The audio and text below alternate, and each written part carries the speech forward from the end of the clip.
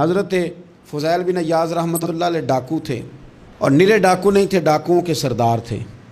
تو ارشاد فرماتے ہیں کہ میرا طریقہ یہ تھا کہ میں ایک پورے قافلے کی صورت میں حملہ کرتا تھا تو لوگ ڈرا کرتے تھے اگر کہ فضیل بن عیاض کے ڈاکوؤں نے حملہ کیا تو پھر نہیں بچتے۔ ایک دن گزر رہا تھا تو ایک قاری صاحب آیت پڑھ رہے تھے، لا تقنطوا من رحمت اللہ، اللہ کی رحمت سے کبھی نا امید نہ ہونا، ان اللہ یغفر الذنوب جمیعا، بے شک وہ سارے ہی گناہ معاف کر دے گا۔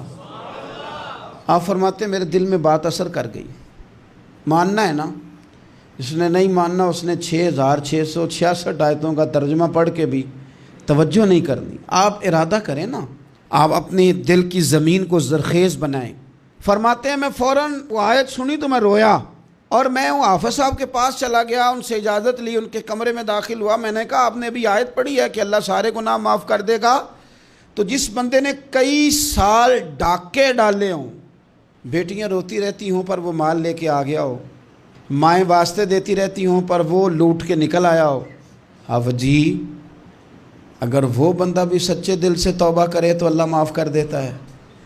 تو آفو جی کہنے لگے میں کون ہوتا ہوں تمہیں کوئی تفسیر بتانے والا، میں نے تو قرآن کی آیت پڑھی ہے، میرا رب کہتا ہے لا تقنطوا من رحمت اللہ، تم نے مایوس نہیں ہونا، تم آ جانا، معافی مانگ لینا، ان اللہ یغفر الذنوب جمیعا، اللہ سارے گناہ معاف فرما دے گا، اللہ سارے گناہ۔ تو یہ تو اللہ فرما رہا ہے۔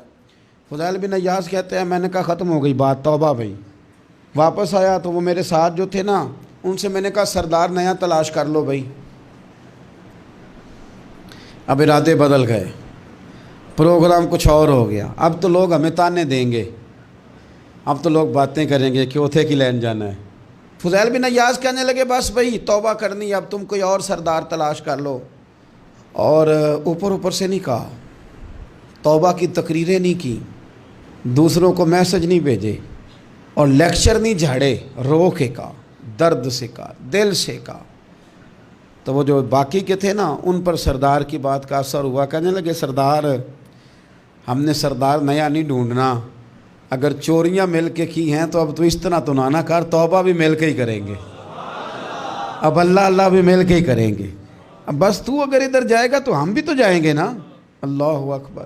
فضیل بن عیاض کہتے ہیں ظاہر ہے مال لوٹا کرتے تھے، میں نے مسئلہ پوچھا علماء سے تو انہوں نے بتایا کہ یہ تو حقوق العباد کا مسئلہ ہے، جو لوٹا ہے وہ تو واپس کرنا ہی پڑے گا۔ اب میں نے وہ پیسے جمع کیے، اب سارے تو میرے پاس تھے نہیں، جتنے میں دے سکتا تھا دیے، جو کھا چکا تھا وہ رہ گئے۔ ایک یہودی کے پیسے رہ گئے، اس کے گھر چلا گیا، میں نے جا کے اسے کہا میاں میں نے کر لیا توبہ، اور میں وہ فضیل بن عیاض ڈاکو ہوں جس کے تیرے گھر سے اتنا مال لوٹا تھا، میرے پاس پیسے کوئی نہیں، وہ پیسے لگ گئے، اب تو اس طرح کر مجھے معاف کر دے۔ وہ کہنے لگا نا جناب، یہ بھی کبھی کبھی ہوتا ہے، لوگ نا شرافت کو بزدلی سمجھ لیتے ہیں۔ فضیل بن عیاض سے کہنے لگا میں تو پیسے لوں گا، ایسے تو نہیں معاف کرتا۔ آپ فرمانے لگے پیسے تو کوئی نہیں، یہ سچی توبہ ہے۔ وہ کہنے لگا پھر اس طرح کرو میری اونٹوں کو چارہ ڈالو، پیسے پورے ہوئے تو چلے جانا۔ کل ڈاکو تھے، ابھی وہ تلوار چلانی آتی ہے، نیزہ چلانا آتا ہے، ڈٹنا آتا ہے، اعصاب مضبوط ہیں، مسئلہ کوئی نہیں، لیکن توبہ سچی کی ہے نا، یہ سچی توبہ والے لوگوں کا طریقہ ہے۔ اس سے کہہ سکتے تھے کہ جا جتھو لب دینی لے لے، تجھے کہا معاف کر دے، تو تیار ہی نہیں ماننے کو۔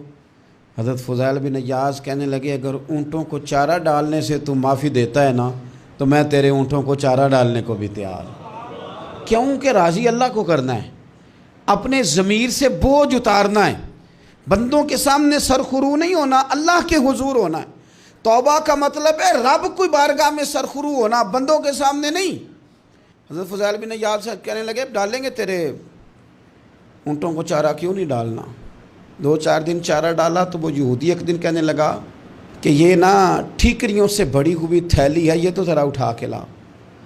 حضرت فضیل بن عیاض نے اٹھا کے اسے دی، جب اس نے کھولی تو اشرفیوں کی بھری ہوئی تھی۔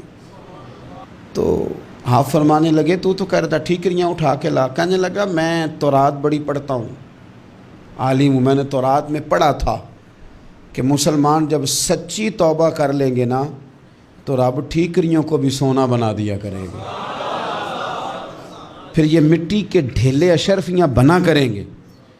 تو میں نا تیری توبہ چیک کر رہا تھا، یہ اس میں میں نے روڑے بڑے ہوئے تھے، لیکن تو اٹھا کے لایا تو تیری توبہ بھی سچی ہے اور تمہارا دین بھی سچا ہے، تو اب اس طرح کر، معافی اس شرط پہ دوں گا کہ مجھے کلمہ پڑھا تاکہ میں بھی مسلمان ہو جاؤں۔